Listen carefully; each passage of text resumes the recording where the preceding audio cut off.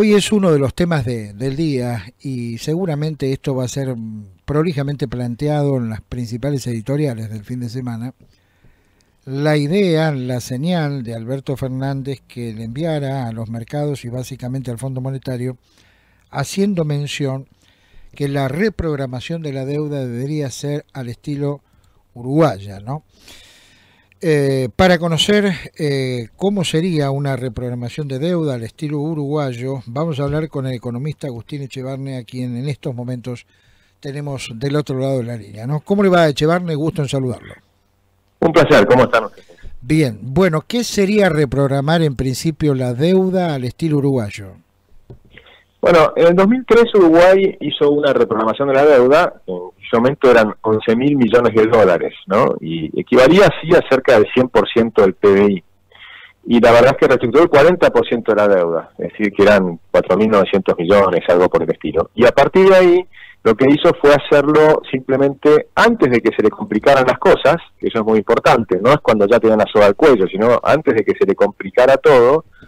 Les dijo a los acreedores, miren, no quiero que nos pase lo que le pasó a la Argentina, la reprogramación de Argentina fue un horror, en realidad en ese momento Argentina ha hecho default y no hizo ninguna reprogramación, ¿no? El intento de reprogramación lo había hecho Cavallo, que acá se llamaba el megacanje. Entonces lo que hicieron fue una especie de megacanje sin tocar las tasas de interés y simplemente cambiaron los plazos y les dieron más plazo para que se recupere. Pero la otra parte, que seguramente no es la que les quieren mencionar, es que presentaron un programa de gobierno, y el programa de gobierno implicaba un ajuste fiscal y demás. Y esa es la parte muy importante. Argentina, si quisiera hacer lo mismo que Uruguay, tendría que hacer un ajuste muy fuerte del gasto público para llegar como mínimo a un superávit primario de 3% del PBI, y eso implica tocar cosas que nadie quiere tocar, que es el gasto que llaman inflexible del Estado. O sea, si no hacen eso, es muy difícil. Argentina no tiene la posibilidad de hacer una reprogramación de deuda que sea pagable. La deuda de Argentina es muy alta, pero hay otra diferencia muy importante con Uruguay. Las tasas que pagaba Uruguay eran mucho más chicas de las que paga Argentina. Entonces la deuda argentina está con tasas muy altas. Y además necesitaría también reprogramar las deudas con el Fondo Monetario, que a lo mejor sería un Extended Fund Facilities, que es decir, que lo te extienden a 10 años los plazos en vez de tener que pagarlos en los próximos 3, y además te bajarían la tasa de interés, casi a la mitad, al 2%. Con lo cual eso sería muy bueno para Argentina, y además te permitiría, si hicieras todo eso, obviamente se comprimirían las tasas de interés, los precios de los bonos subirían mucho en Argentina y tendrías algún tipo de salida. Pero solamente si haces todas las reformas estructurales. Sin las reformas estructurales es una fantasía, a mi juicio. Vayamos a un dato clave en todo esto. ¿En cuánto puede influir una suerte de reprogramación de deuda a la uruguaya, teniendo en cuenta la imagen fuerte, digamos, de respeto y de orden institucional que tiene el Uruguay y, digamos, una imagen un tanto alicaída que tiene la institucionalidad en la Argentina? Pero eso es fundamental, o sea, por eso es que Uruguay paga 1/3 de las tasas de interés que paga la Argentina. Argentina paga 3 veces más tasa de interés del Uruguay, básicamente porque nadie nos cree. Y no nos creen, entre otras cosas, porque 7 veces el peronismo defaulteó cantando la marcha peronista que habla de combatir al capital. Y ahora va a ganar el peronismo de nuevo, probablemente. Con lo cual, un partido que sigue cantando la marcha de combatir al capital. Y no solo que cantan la marcha, sino que lo hacen en la práctica. En la práctica confiscan los ahorros, como confiscó igual de los ahorros de la gente que tenía dólares en los bancos, que confiscó el 60% de esos ahorros, o como confiscaron a 9 millones de personas los ahorros jubilatorios en la época kirchnerista, sin ningún problema. Y la Corte Suprema, que siempre es peronista, lo avala. Entonces tenemos un problema fenomenal de credibilidad en Argentina, lo cual hace todo mucho más complicado. Es decir, no es que es imposible, lo que pasa es que deberíamos cambiar la forma de pensar de los políticos. O sea, debería estar de acuerdo en hacer un ajuste en serio. Es decir, acá hay una fantasía. ¿Cuál es la fantasía? La fantasía es que puedes salir creciendo. Cuando es al revés, vos tenés que crecer ajustando. Es una cosa diferente, es lo contrario. Porque cuando hablas del ajuste, estás hablando del ajuste, cuando yo hablo del ajuste, o los liberales hablamos del ajuste del sector público para aliviar al sector privado. Cuando ellos hablan del ajuste, en realidad hablan de devaluar. Y cuando devaluás, ajustás a todos, empezando por los más pobres y por los jubilados, que son los que pagan alimentos y medicamentos, que suben al precio del dólar, ¿verdad? Entonces, es completamente distinto una solución de la otra. Usted, para finalizar, habló hace un ratito de reformas estructurales. ¿Cuáles serían mínimamente las 5 reformas estructurales que el próximo gabinete económico debería implementar? Lo primero que hay que hacer es la reforma laboral. ¿Por qué? Porque eso te permitiría no tener alto desempleo con el resto de las reformas. Entonces, tenés que hacer la reforma laboral para tratar de lograr el mayor blanqueo del sector, del sector negro de la economía, para que haya más gente que pueda estar aportando, más gente en blanco. Pero eso requiere la reforma laboral. Luego necesitas la reforma del Estado, o sea, necesitas achicar el gasto público. Por ejemplo, cuando hablan del caso de Portugal, se olvidan que Portugal hizo una baja del gasto público del 23% y bajó 20% los salarios de los empleados públicos. Entonces, cuando Fernández habla de Portugal, habla no de los primeros 4 años que fueron dolorosos, sino del crecimiento que generaron después.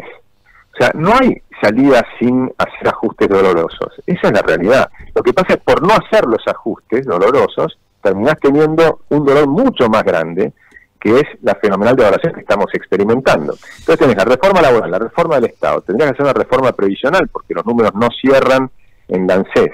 La ANSES, cuando mirás hacia adelante, no cierran. Ahí hay que hacer una reforma previsional importante a distintas maneras. Yo propongo, por ejemplo, empezar por la igualdad de género, que las mujeres se jubilen a la misma edad que los hombres. O sea, temas básicos, pero hay que tocar temas que la gente no quiere tocar. Luego necesitas hacer la reforma impositiva. Argentina necesita eliminar 153 impuestos, pero si no haces las primeras 3, esto es imposible. Y la quinta que te diría sería la apertura económica, que eso puede ir de la mano del acuerdo de que estamos logrando con Europa y el Mercosur. Es decir, empezar a ir a lo que Brasil quiere, que es una economía mucho más abierta. Es decir, Brasil ya está haciendo todas estas reformas. Después puedes hacer además otras. Por ejemplo, hay 58 empresas públicas que podrías privatizar, empezando por YPF y Aerolíneas Argentinas. Es decir, hay una cantidad de cosas que se podrían hacer. Si hicieras todas, Argentina empieza a crecer al 7% anual. Por último, y esto ya no tiene nada que ver con la economía, pero sí, digamos, con un equipo de trabajo ante un eventual triunfo de Alberto Fernández, que para poder impulsar estas reformas o algunas de estas reformas, tendrá que revisar, yo le pido una opinión a usted, la fortaleza de su base política interna, ¿no? Digamos, porque sabemos que hay sectores que piensan totalmente opuestos en materia económica dentro del Frente de Todos. Bueno, sin duda, iba a haber ahí es la principal duda que uno tiene. Lo más probable que ocurra es que Fernández primero actúe de una manera gradualista, es decir, no va a hacer todo este conjunto de reformas, es muy difícil que los haga, va a hacer algún poquito de estas cosas, pero no va a ser suficiente. Entonces, el problema es que va a jugar un partido, y los que van a estar en el banco son los de la Cámpora, van a estar mirando, y no necesariamente deseosos de que le vaya bien a Fernández. Entonces ahí es donde tenemos un problema, porque es la vieja antinomia que yo he visto unos carteles ayer en la calle que recordaban el asesinato de Rucci. Recordemos que los montoneros matan a Rucci, y Rucci era el principal sindicalista peronista. ¿Pero qué ocurre? Que hay que recordar que el partido peronista es un partido militarista, surge del partido militar. El partido militar inventa el justiciarismo, después se pelean con Perón y lo echan y se va 18 años afuera. Cuando vuelven, entonces tenías de un lado a la izquierda que había fomentado Perón desde el exilio, era todo lo contrario de lo que era el peronismo, que era fascista de derecha. Y por eso mantenés estas dos facciones permanentemente en el peronismo. La izquierda dura, por un lado, y los sindicalistas que son de derecha, son más bien fascistas. Entonces esa antinomia se mantiene. Fernández va a tratar de gobernar con los gobernadores, posiblemente, con los diputados que representan a las provincias, pero sacando los que son los de la Cámpora, que vas a tener una minoría peronista que va a ser la de la Cámpora, y ahí, bueno, hay que mirarlo. Y mucho va a tener que ver con cómo le va el gobierno. Y la otra facción que tiene a favor Fernández es que si intenta hacer las reformas estructurales, no solo va a tener apoyo de los gobernadores en el Senado y demás, sino que posiblemente también tenga el acompañamiento de Cambiemos, de Pichetto y demás. Con lo cual, él podría hacerlo si se anima. Con lo cual es una incógnita que tenemos si es que gana las elecciones, por supuesto, el 27 de octubre, ¿no? Muy bien, Echevarne, que siga usted muy bien, que tenga una buena jornada. Igualmente, un gran abrazo.